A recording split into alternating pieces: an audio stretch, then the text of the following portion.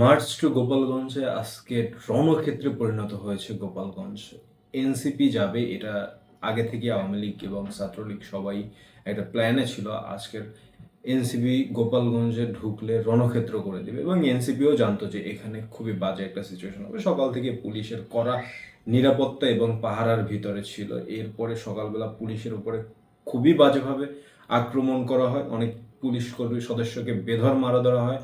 এরপরে গাড়িতে আগুন জ্বালানো হয়, এরপরে আর্মিরা আসে, এরপরে এনসিপির নেতাকর্মীরা আসে। তো এনসিপির নেতাকর্মীরা আসার পরে বক্তব্য দেন। বক্তব্য দিয়ে শেষ করার পরে শেষ করতে দুই চারটা উল্টাপাল্টা কথা বলেন যে গোপালগঞ্জ কারো পৈতৃক সম্পত্তি না, এটা বাংলাদেশের একটা অংশ। এটা আওয়ামী লীগের জন্য উল্টাপাল্টা কথা। তো এরপরই আওয়ামী লীগের নেতাকর্মীরা ওখানে আগের থেকে ওত পেতে ছিল যে আজকের মিটিং শেষ হবে তো খবর খারাপ আছে। তো একবারে এক্স্যাক্টলি সেম হয়েছে। মিটিং শেষ হওয়ার সাথে সাথে, সমাবেশ শেষ হওয়ার সাথে সাথে শেষ পর্যায়ে, মানে শেষ করতেও পারে না, এনসিপির বহু নেতাকর্মীদের উপরে হামলা করে এবং সমাবেশের স্থলটা একবারে চূর্ণ বিচূর্ণ করে ফেলে এবং এনসিপির বহু নেতাকর্মীকে বেধড়ক মারা মারে।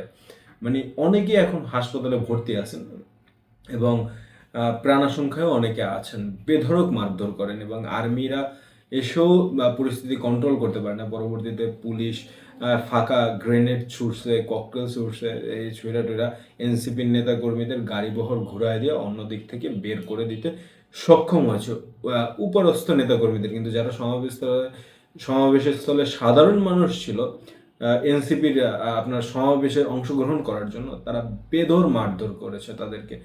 আর এনসিপির নেতাকর্মীরা, অনেক নেতাকর্মীরা বলতেছিল যে আওয়ামী লীগের চরিত্র দেখে নেন, এরা এখন ক্ষমতায় নাই, এরা একটা স্বৈরা শাসনের দেশে পতন হয়ে পালিয়েছে, তারপরে তাদের আসার জন্য আমরা সাধারণ ক্ষমা ঘোষণা করি, এই ঘোষণা করি, ওই ঘোষণা করি। তারা ক্ষমা এখনো পায় না, তারা বিচারাধীন অবস্থায় আছে। তাতেই তাদের গোপালগঞ্জে ঢুকতে এরকম রণক্ষেত্র করে ফেলেছে। তারা যদি আবার দেশের শাসন পায় তাহলে আমাদের আবার ফাঁসিতে ঝুলাবে, সাধারণ মানুষকে আবার আগের থেকে 3 গুণ 4 গুণ 5 গুণ খারাপ অবস্থায় নিয়ে যাবে। এই ভাষ্য অনেকেই প্রকাশ করছেন এনসিপির নেতাকর্মীরা এবং সোশ্যাল মিডিয়ায় পোস্ট করতেছে। ইউটিউবে আপনার অনেক আপনার ছোট ছোট চ্যানেলগুলোতেও তারা তুলে ধরেছেন, তাদের চ্যানেলগুলোতে।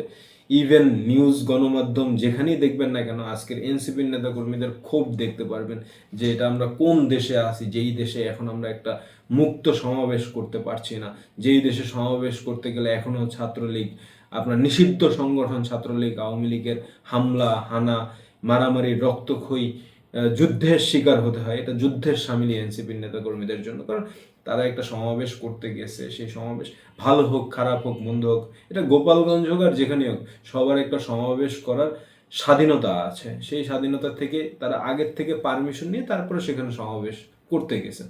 সেখানে তাদেরকে এরকম হামলা করা হবে, এরকম রণক্ষেত্রে পরিণত করা হবে, এ থেকে আসলে আওয়ামী লীগের ভবিষ্যৎ বোঝা যায় যে ভবিষ্যৎ আওয়ামী লীগ যখনই আবার ফিরে আসবে তখন দেশে স্টেবল সিচুয়েশন থাকবে কিনা এটা বলা যায় না। কারণ যারা এই আন্দোলনের সাথে, গণ অভ্যুত্থানের সাথে জড়িত ছিল এবং বিএনপি বলুন আর যেই বলুন না কেন, যারাই এখন ক্লেম করতেছে যে আমরা জড়িত ছিলাম, আমরা লিডিং দিতেছিলাম, এদের প্রত্যেককে 1 থেকে 100 পর্যন্ত আসামি করে এরপরে ফাঁসিতে, দ্রুত ট্রাইব্যুনাল দিয়ে ফাঁসিতে ঝুলায়া একবার সাইজ করে দেওয়া হবে। এটাই সত্য বাস্তবতা।